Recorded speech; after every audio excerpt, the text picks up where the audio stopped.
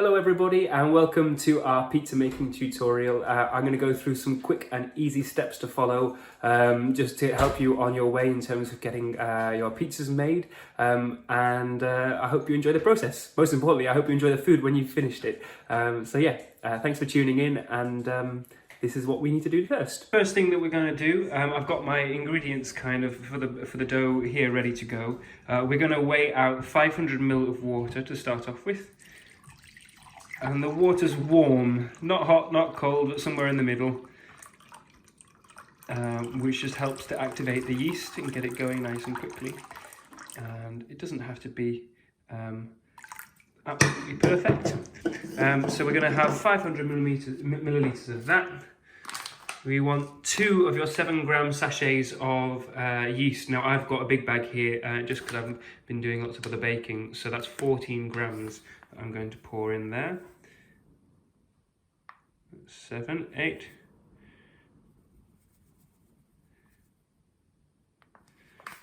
And then we're going to put in a good pinch of salt, a little bit more, and 4 pinches of sugar. I should have had a spoon, but I started filming. So 3 and 4, and we're going to give that a good stir in a moment and just let that sit and let the yeast start to kick in, and then we'll move on to the other dry ingredients. So the next thing that we're going to do is weigh in 700 grams of white flour. I am using a sieve for this. It just helps to get a bit of air into the mixture as we're starting out, but if you don't have one at home, it's not the end of the world. Some people like to do this straight onto the worktop, but I'm far too much of a messy person to be able to get away with that. So I like a bit of a bowl just as a, to make sure that I'm not going to cause complete chaos. So.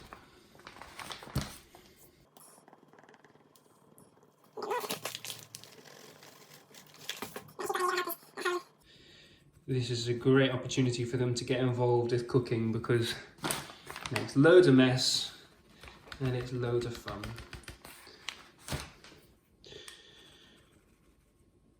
So that's my 700 grams just there.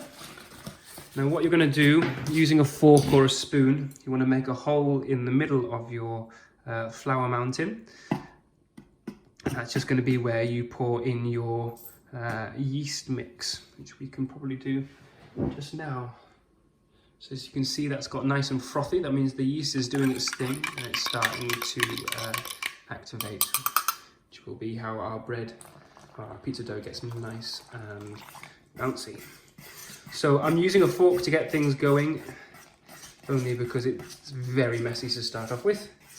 And you can kind of just start to fold that flour in and get the mixture combined.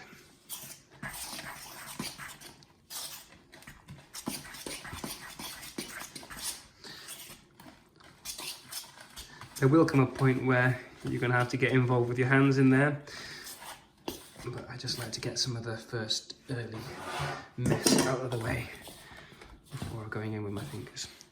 So just use your hands to combine that all together, and it will be sticky and it will feel gooey, but that's exactly what we want.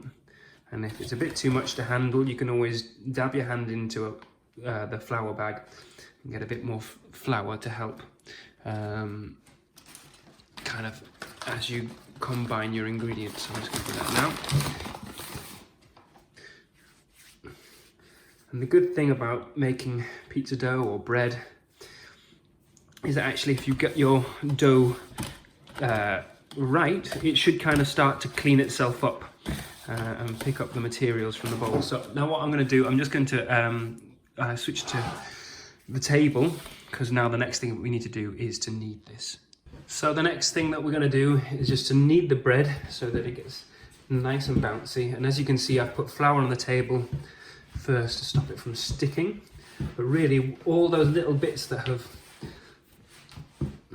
want to be kind of worked in, what we're looking for is a nice bouncy springy dough. And what we're trying to do with the kneading process is to get air into the dough. So we're stretching it and folding it, and just starting to get those bits worked in.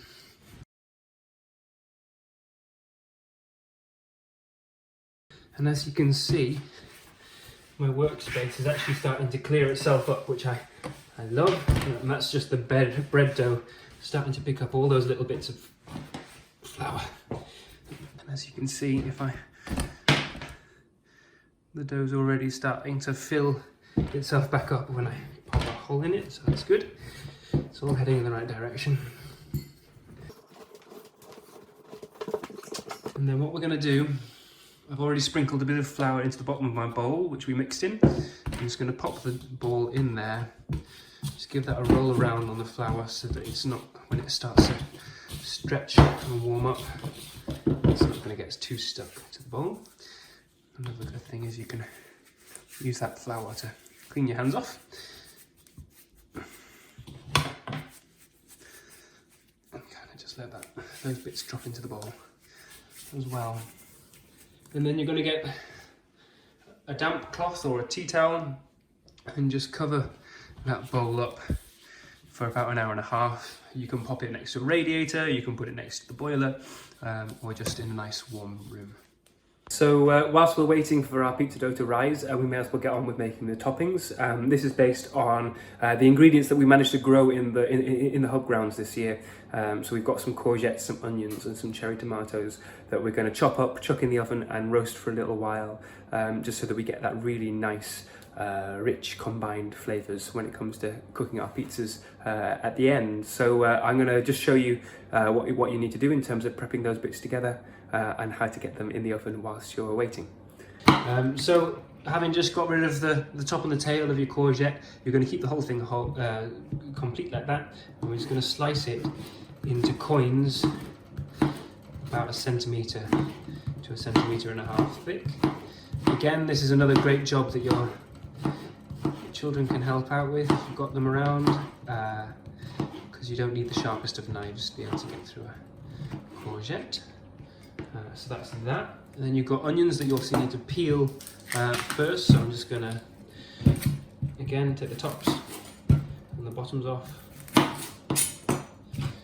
Take those to the side, and you've got the skin, just get in there with your thumb. Sometimes it all comes away very easily.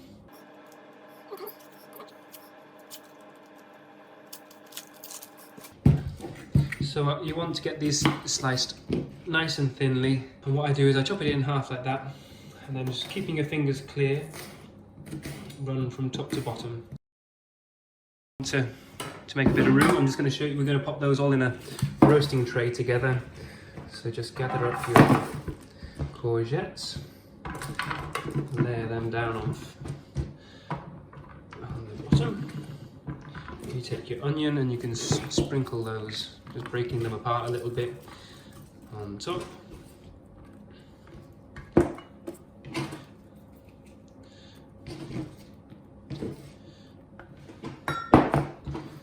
And then we're going to just chop a few of the tomatoes that you've got in your packs and they can sit on top of there so that they can dribble there.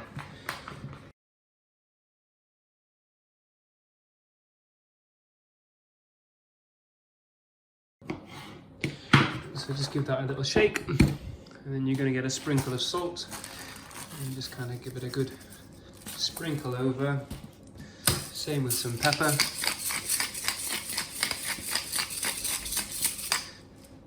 And then the nice glug of oil.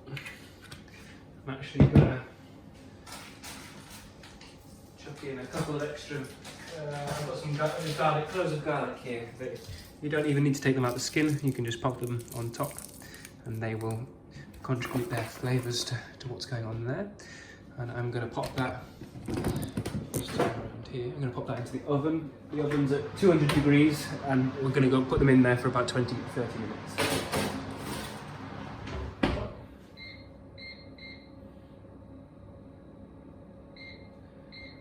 There we go. So the last job you can get done whilst you're waiting for everything to kind of prepare, the dough to rise, your veggies to cook. We're going to have some wedges with this on the side, so you might just want to get those chopped so you're doing all your kind of food prep in one go. But yeah, so we'll get that done and then take it from there. With your wedges, much the same as the other veggies, I'm going to keep the skin on here because that just helps keep everything nice and crispy. I've taken the top and the bottom off. You just kind of want to start to break it up into chunks, keeping them nice and long and thin, kind of finger width at the top.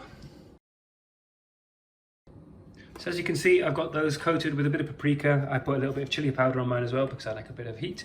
And we're just going to put those to one side until we're ready to, well, just about before we're ready to cook. They want to go in the oven about 30 minutes before you're eating.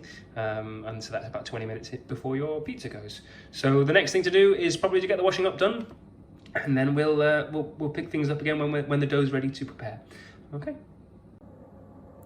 So it's been an hour and a half since our dough started rising, and if I show you just now, wait for the grand reveal, it has more than doubled in size. So what we're going to do with this in a moment, we're just going to cut that out into the kind of individual balls to roll out pizzas. And if there's any spare that you don't use at this point, you can wrap it in cling film and chuck it in the freezer, and you can use it at any time in the future, or you can make some bread buns with it, or yeah, anything at all really. So yeah, I'll just show you the next step. Before we do any of our dough making, we're going to get our wedges and pop those into the oven. So I've got that at 200 degrees. And they're going to want about 30 minutes in there. So I pop those in so that they can start to cook. And then we're going to get our dough out of the bowl. As you can see, it's doubled in size from how it was before. Just get a bit of spare flour. Sprinkle some on your hands, some on the table, just so that things aren't going to get too stuck together.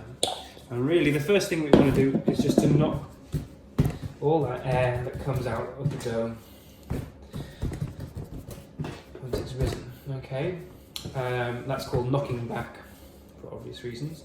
And then what you're going to do is you're just going to take some balls, and that's the ones that we're going to use for tonight's pizza. Now I'm going to use this spare dough because I'm only making a couple of pizzas today for the demonstration. I'm going to pop that into the freezer so that we've got pizza dough ready to go for next time. So in terms of what happens next, I'm just getting my trays ready for rolling the dough out onto. Just kind of giving that a good spread of olive oil to stop anything from sticking. Because the worst thing that could happen is for all your hard work to get stuck to the pan. So we're just rolling out the pizza doughs here. It doesn't have to be a perfect circle. We're not in a maths lesson after all. But it's just about making sure that there's enough pizza to feed whoever is taking part in this feast tonight. For me, my roasting trays are rectangular anyway, so I'm going to make mine kind of just fit the form of that.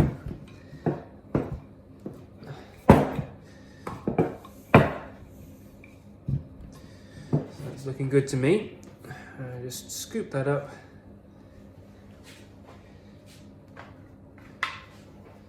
And pop it into the tray like that.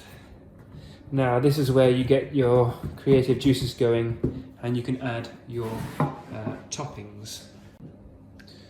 So then, using our tube of tomato puree, we're just going to give that a good squirt across the base.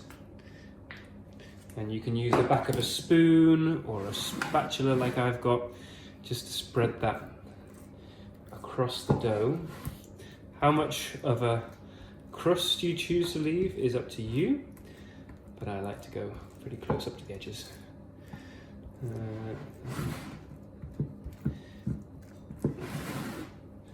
And just kind of spreading that out evenly across the dough.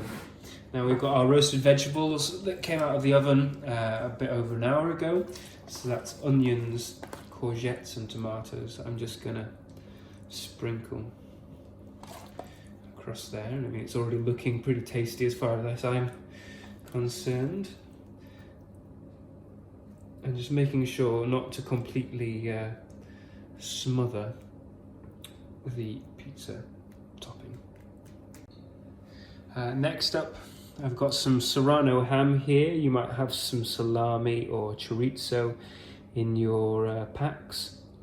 And what helps is actually just to kind of start to tease the meat apart. Not only does this make your toppings go further so you can get more out of them, but it also makes cooking easier, it makes for cutting easier, and generally makes for an easier life.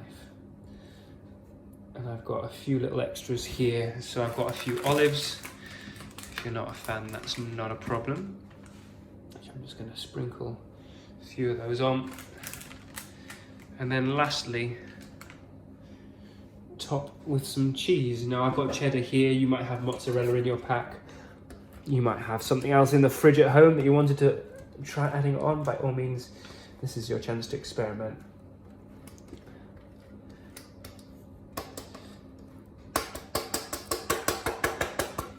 And that's looking pretty good. So we're going to just pop that straight into the oven.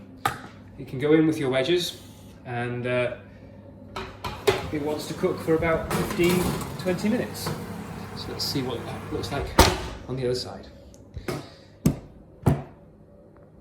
So it's time to finally get our pizzas out of the oven. They've been in there just over 10 minutes, about 12, and as you can see, things are looking golden and crispy, which is just the way we want them.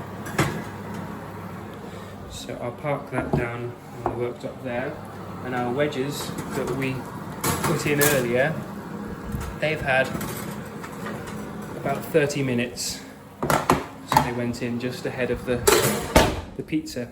And then now that all's left to do, all being well, our the gods of pizza are on our side, and that will just come out straight away, and we've just got to chop it up and eat it now. So I hope this makes sense. I realise that it's a pretty whistle-stop tour through trying to make pizza, but if there's any bits that you're not sure about, you can rewind the video and go back to anything that you need to double check. I would love to see your results, so if you have a chance to share them, take a photo and add it to tag the TCR Community Resources on Facebook or on Instagram, and we'll keep track of what you're up to. Enjoy your pizzas. Bye!